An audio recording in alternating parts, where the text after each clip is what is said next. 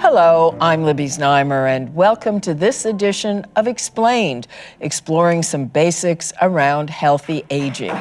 Over the next 45 minutes, our guests will focus on prevention and staying active and connected to support health. But first, according to a new Ipsos survey commissioned by Home Equity Bank, Canadians 55 and older are embracing technologies like AI for monitoring and improving their health.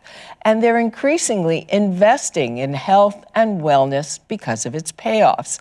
This generation is rewriting the playbook on healthy aging.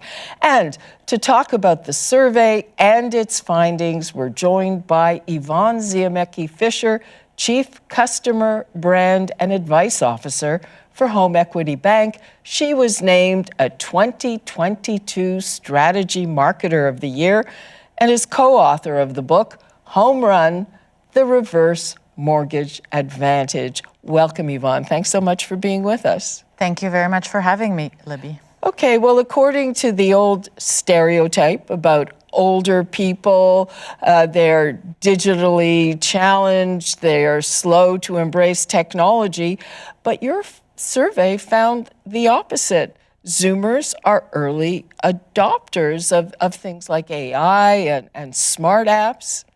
Absolutely. So we commissioned a survey late last year to find out more about the trends that we're seeing with Canadians 55 and plus, and we found three themes. One was around the adoption of technology and some very surprising stats and very encouraging. The second one was around health and wellness and how important it is to people as they age. And the third one was around travel. And I'm excited to share some of the findings from the survey with you today. Okay, well, when it comes to health and wellness, it's not just about doing your best, but Zoomers are apparently willing to spend money on this. Yes, so we found out that 8 out of 10 Zoomers are ready to spend the same amount of money as they spent the year before, if not more, on things related to health and wellness.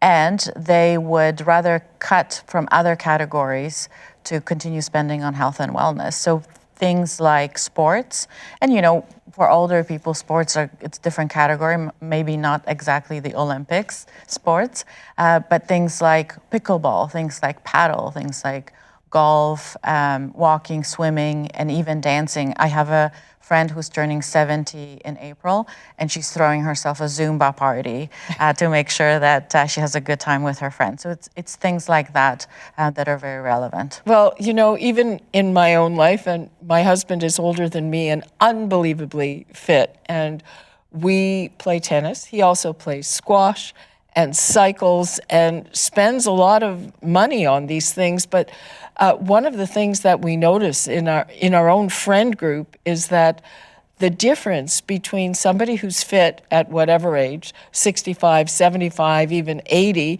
and somebody who isn't, I mean, it's looking at people who look 10, 15 years younger than the other. Yes, absolutely. And I think people are realizing that physical health is very important, and they're changing their approach. They're investing time and money. It's also very, very good socially, I was just going to say. So spending time with friends and group sports, and they don't all have to be high impact because not everybody's able to do that, but going golfing with a group of friends, or going to the gym or cycling. These things have really taken off. And pickleball, I don't know if you're a fan of pickleball. I'm very bad. If you're good at tennis, you're probably good at pickleball, but it's taken off. I'm very snooty about pickleball. I'm sorry, but we play a lot of tennis, and people are. And the thing about why people like pickleball and tennis is that it's very social. You do it with other people. You have to be in constant contact with people, even just to arrange your games. You have a coffee or a drink after the game, and these are the people that become the important people in your life. And it's very good too because you're creating new memories, and then you have those memories to share with those people and memories to look back on. So socially, it's very, very good for your health. And when it comes to spending money on this, one of the things that I find very interesting is that previous generations, even if they had money and even if they were in retirement, they almost felt guilty about spending money, but the boomer generation doesn't. No, not at all. And I think, I think about my parents. So my parents live in Poland and they're both in their 80s, and they're that generation. They will not spend the money on, they won't spend a lot of money on health and fitness. They do spend money on travel. And that's another category we found from our customers where they are willing to spend money. So older Canadians recognize benefits of travel, experiencing new things. It's another thing that's really social, that you can create new memories, meet new people, you come back, you have pictures, you have stories. The interesting trend that we are seeing is Canadians are more inclined recently to travel within Canada, for obvious reasons. From east to west, big trips, small trips, there are a lot of festivals, there are theater, there are golf trips people can take, you can go through the Rockies. There are a lot of opportunities. So it was very encouraging to see that older Canadians are very open to travel as well. Well, a couple of things on that, because I know a lot of people who are in various stages of retirement, and people want to front-end load their travel because you just don't know what's going to happen, certainly in terms of your health and mobility. And the other thing I'd say about planning for that travel is it's gotten really expensive just in the last few years. So, financially speaking, exactly, right? So where are you going? How long are you going for? How are you getting there? Where are you staying? You need to buy insurance. Like, all these costs start to add up. And you need to think, how far can you go at what age? Because mobility is an issue, jet lag, or just getting, being comfortable in a new place. So as you get older, you may naturally want to stay closer to home, and that's where Canada offers so many wonderful options for people to travel. Well, exactly, and travel is good. It's good for the soul. We just have to be able to pay for it. Yes, exactly.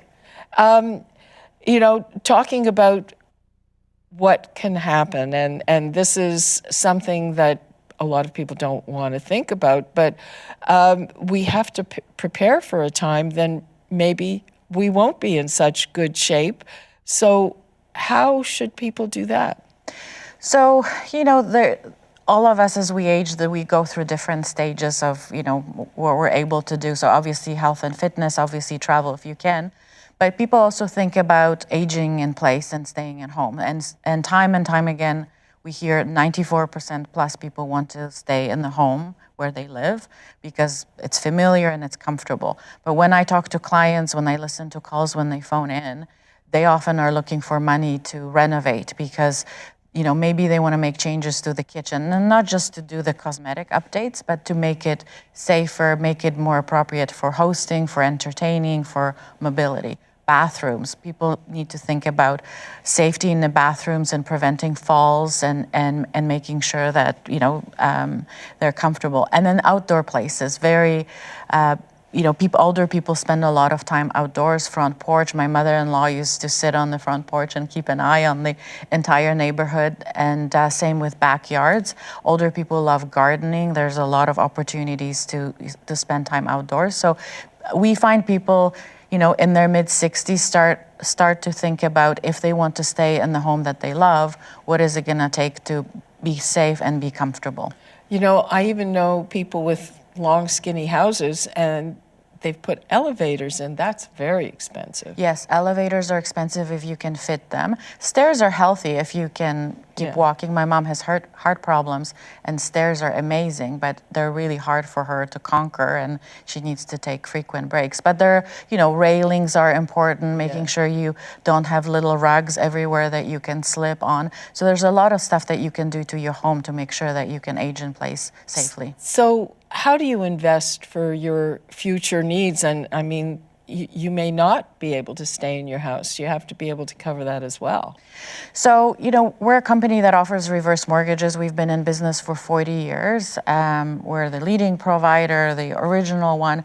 And what we've heard for all the years that we're in business is for Canadians who own homes, it's a way for them, using a reverse mortgage is a way for them to get money out of the house, to actually help them stay in the house. So they can take the money, they can help make improvements to the house, they can use the money for travel, they can use money for health and wellness. So we often say that people who own a house, have created a little bit of additional flexibility later in life to have options.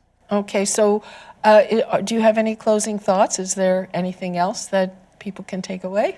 I think people should always sort of figure out what's the right thing. The use of technology. Don't be afraid of online. Getting research using AI. We're seeing that a lot with our clients. I encourage everybody, to the extent that they can, to travel, and then if they need money to help finance things in retirement, look up Chipper Reverse Mortgage. We've been around for 40 years, and we have a lot of great solutions. And look up your book. And look up the book, Home Run, The Reverse Mortgage Advantage. And to everybody watching, we're offering a free copy of the book. And you can call 1-855-855. I'm going to get the number right here. I've got it right here. It's 1-855-460-7251.